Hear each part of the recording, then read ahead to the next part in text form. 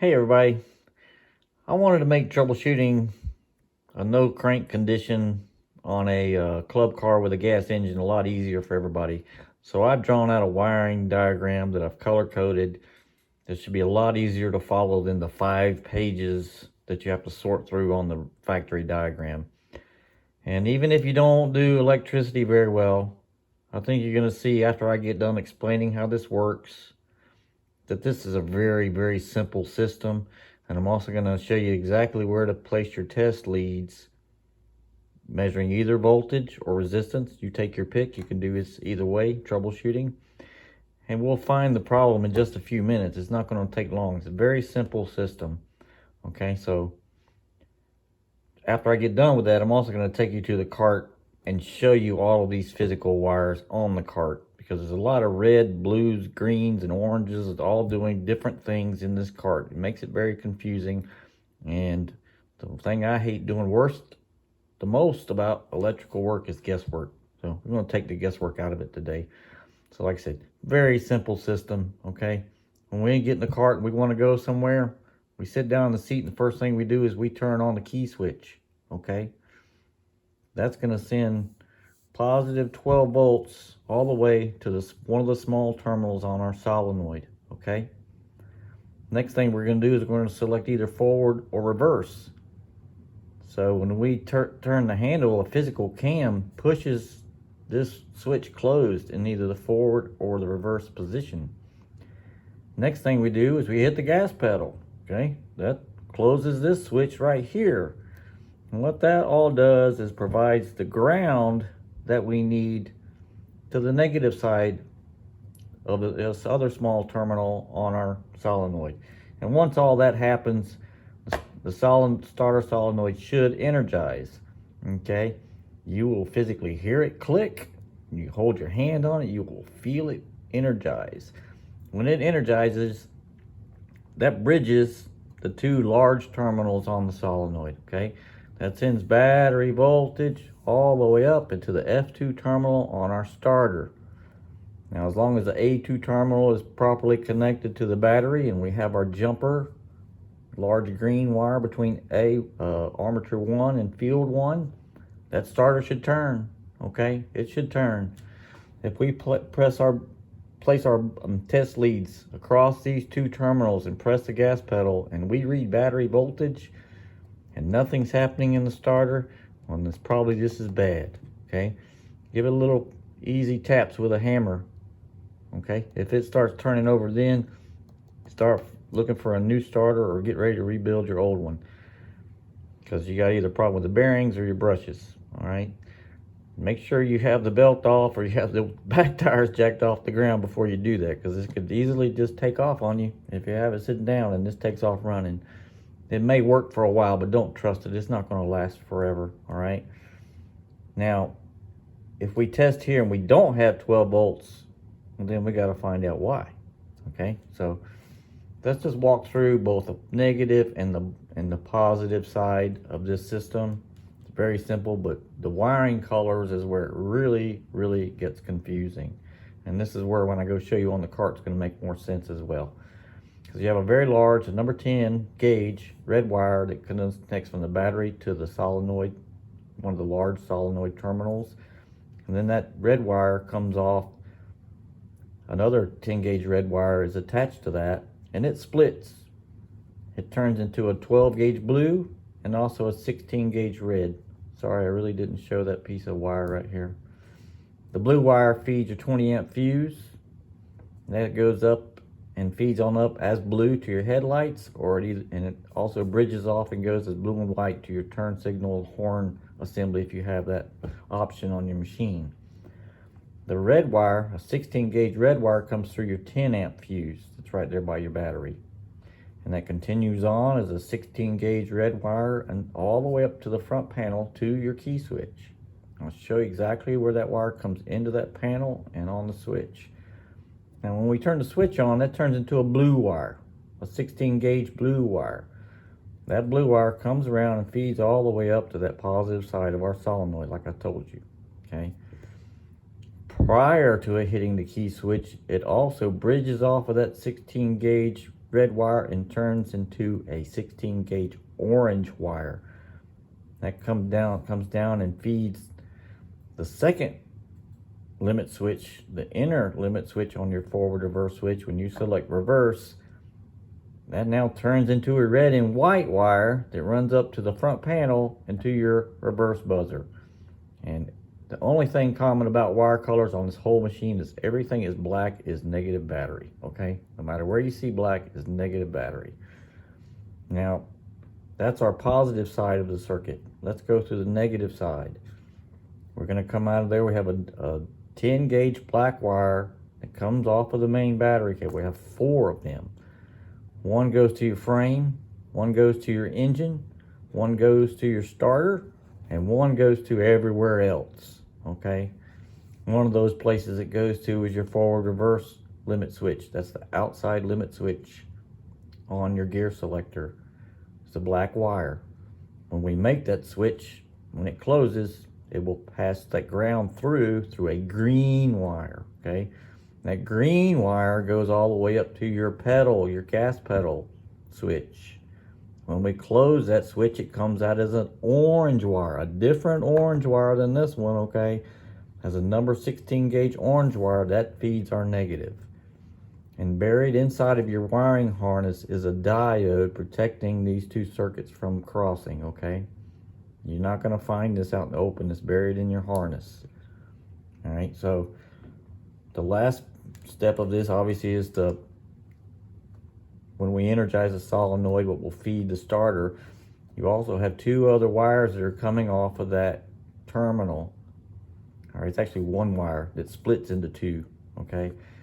It's a 16 gauge red that feeds your hour meter. There's a whole wire that's laying next to your battery that's not used if you don't have an hour meter. And there's also a black wire there as well, okay?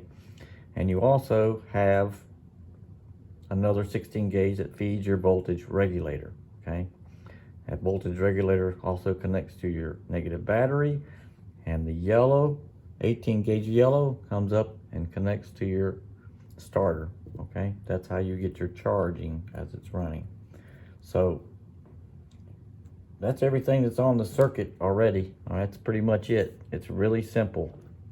We turn the key switch on, we make the forward reverse switch, we hit the pedal. Okay, so if none of that starter still not turning, the next step is going to come and verify that I have 12 volts when I press on the gas pedal on my start solenoid. Okay, if I do, then this should be working, and if it's not, that means the solenoid itself is not working.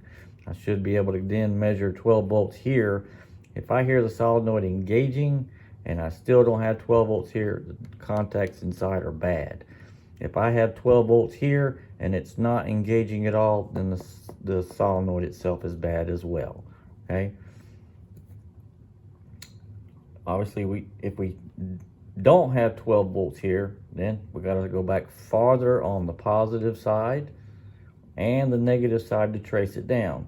So we're gonna place our negative lead here on the battery negative, and we'll come to our other side of our fuse, and we'll make sure we have battery power on the other side of our fuse. We're going to make sure at our key switch we have battery power at the red wire, and we're going to make sure we have 12 volts coming out of it when we turn the key switch on. Okay, if all that's happening and I don't have 12 volts here but I have it here, then I got a broken wire. Okay, it's that simple. On the negative side, to test the negative side, it's probably easier to do with resistance, but you can still do it with voltage. If I know I have 12 volts here, I could still do it with voltage, okay? I know I have ground here, I should have 12 volts. With the limit switch made, I should have 12 volts again. If I do not, my switch is not working, okay? If I press the pedal, the limit switch is working, I have 12 volts with my ground here. That means my limit switch is working. I should have 12 volts here. If I do not, that means my pedal switch is not working. I can also do continuity. I can just place the one lead on ground and measure continuity here with the forward reverse switch made, and with the pedal switch made, I should have continuity. I can test each individual switch with continuity as well. Okay, so that's just all you need to do to troubleshoot this whole system. It's very simple. So next, I'm going to go out to the cart and show you all the wires there. All right, so here we are at the vehicle. Let's just go through the positive and negative side just like we did before. So we can see our 10 gauge red wire. It feeds off of the battery, positive battery, feeding our starter solenoid. And coming off of that solenoid, we have our red and blue wires like I told you. There's our 10 amp fuse for the red wire. You can see that red wire, this red wire right here, feeds all the way up. This is where that red wire comes into your front panel right here. This wire right here, hope you get a good view, get a relationship of where that's at. And that red wire feeds over to right here on your switch, your key switch. When we turn that switch on, that will send 12 volts out to this blue wire right here. This is the blue wire on that same connector, and that blue wire goes only one place. That is all the way here, the other side of this solenoid right here. Okay, this is it. This is where it goes. Now the negative side, the orange wire that you see there, that orange wire feeds directly from your pedal switch. Okay. Here's your pedal switch. You see here, we have our orange wire, and that comes back out of that switch, the green wire. Okay, those are your two wires. The other switch is for your ignition kill, black with black, white with black. So you can unplug this and you can physically just put your two leads across the two terminals. When you push on the switch, you should get continuity. When you let off the switch, it should not. That's an easy way to test your pedal switch.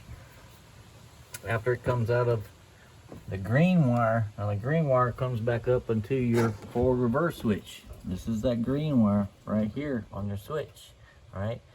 And when you physically move the cam, see if I can get a picture of that. See, I'm physically and forward, I'm physically pushing on that switch. Hear it clicking?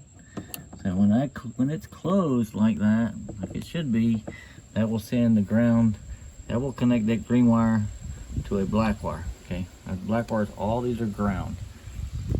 We have those 4 main wires that I told you are coming off of our ground, our negative battery. One feeds up through this harness, up and around, and over here to your engine. One feeds up and over to our starter. One connects right here to your frame ground, to this plug, and the other one goes into the harness here and splits and goes in multiple different places. That's where it goes. Now, somebody's replaced the blue wire I was telling you about for your light. Somebody's replaced that fuse with a circuit breaker on this one. Okay, it must have gotten damaged, and when they tried wiring it back up, they instead of hooking up the positive to the blue wire, they hooked it up to this red wire right here. Okay, because they probably thought that was positive battery, but it's not. Okay, this is the red and black wire that I showed you is available for your hour meter. Okay, that's what that's for. There's another, I guess you'd have a jumper. The other red wire that you see there, it's obviously coming out and going to our voltage regulator. And we also have a black wire to the voltage regulator, and the yellow wire coming out of the voltage regulator is what's controlling the field, going to the top terminal in the back is your yellow wire, connects onto your starter. Okay, so that black wire, like I said, it just jumpers and goes a lot of different places in here, but those are your wires. There's a lot of different stuff. There's also, be careful, there's also a spare orange wire right here. All right, see that orange wire? That's not the same orange wire that we got connected onto our solenoid in there. Different orange wire. This is the orange wires for connecting if you have a fuel gauge on your fuel tank, is what this is for. So, like this car had different options and different things available. Up here in this harness, there's different things that are just not connected. Like this would be for like a whole, like some kind of a display or something here. So these wires, these are all wires that will hook to your fuel sending gauge that would be up here if you had a fuel sending unit.